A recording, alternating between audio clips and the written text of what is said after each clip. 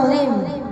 الہی دے مجھے طرز تکلم میری آواز کو تو روشنی دے، الہی دے مجھے طرز تکلم میری آواز کو تو روشنی دے، مجھے افکار صالح کر عطا میری تحریر کو تو روشنی دے۔ لائق صدر احترام معزز سامعین، آج کے اس باوقار جلسے میں ان اصحاب خیر کا تذکرہ ہوگا جن کے بارے میں اللہ جل جلالہ عما نوالہ نے ارشاد فرمایا، یہ وہ لوگ ہیں جن کے دلوں کو اللہ تعالیٰ نے تقوی کے لیے خالص کر دیا، اور ان کی مغفرت کا اعلان اور عذر عظیم ہے۔ سرور کائنات صلی اللہ علیہ وسلم نے اپنی پیاری زبان سے فرمایا، میرے صحابہ ستاروں کے مانند ہیں، جس کی بھی اقتدا کرو گے راستہ پا جاؤ گے۔ دوستو، خالق و مالک کا دستور رہا ہے کہ انسانوں کی ہدایات کے لیے رسولوں کو بھیجا، چنانچہ حضرت آدم علیہ السلام کو بھیجا، حضرت نوح علیہ السلام کو بھیجا، حضرت ابراہیم علیہ السلام کو بھیجا، موسیٰ علیہ السلام کو بھیجا، عیسیٰ علیہ السلام کو بھیجا۔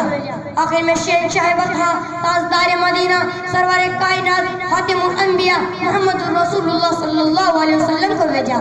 اب نبیوں کا سلسلہ ختم، رسولوں کا سلسلہ ختم، قیامت تک کوئی نبی آنے والا نہیں۔ یہ دین آخری دین ہے، یہ شریعت آخری شریعت ہے، یہ مذہب آخری مذہب ہے۔ یہی وجہ ہے اللہ تعالیٰ نے آپ صلی اللہ علیہ وسلم کو صحابہ کی پاکیزہ اور مقدس جماعت عطا فرمائی۔ اسے مذہب اسلام کو زندہ کرنے پھیلانے میں تن من دھن کی بازی لگا دی۔ چنانچہ تاریخ شاہد ہے، ان سچے جانشینوں نے دین اسلام کی خاطر وہ قربانیاں پیش کی ہے جس کی نظیر پیش کرنے سے عالم انسانیت کہیں دامن اور خالی ہے۔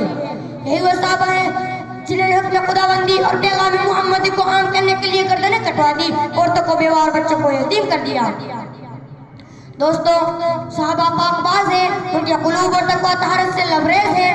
قرآن پاک میں کیا بجا اللہ تعالیٰ نے ان کی تعریف فرمائی ہے۔ کہیں فرمایا اولئک هم المفلحون، کہیں فرمایا اولئک هم الراشدون، کہیں فرمایا اولئک هم الصادقون، کہیں فرمایا اولئک هم الفائزون۔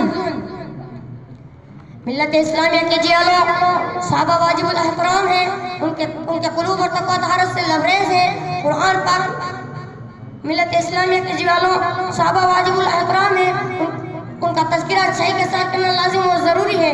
یہی وہ صحابہ ہیں جنہوں نے دین اسلام کے لیے زندگی وقف کر دی، یہی وہ صحابہ ہیں جنہوں نے آفتاب ہدایت سے بلا واسطہ نور حاصل کیا، یہی وہ صحابہ ہیں جنہوں نے ہمیشہ دنیا پر آخرت کو ترجیح دی، یہی وہ صحابہ ہیں جنہیں خوف خدا کا سرمایہ حاصل تھا، یہی وہ صحابہ ہیں جو سر پر کم مجاہد تھے، یہی وہ صحابہ ہیں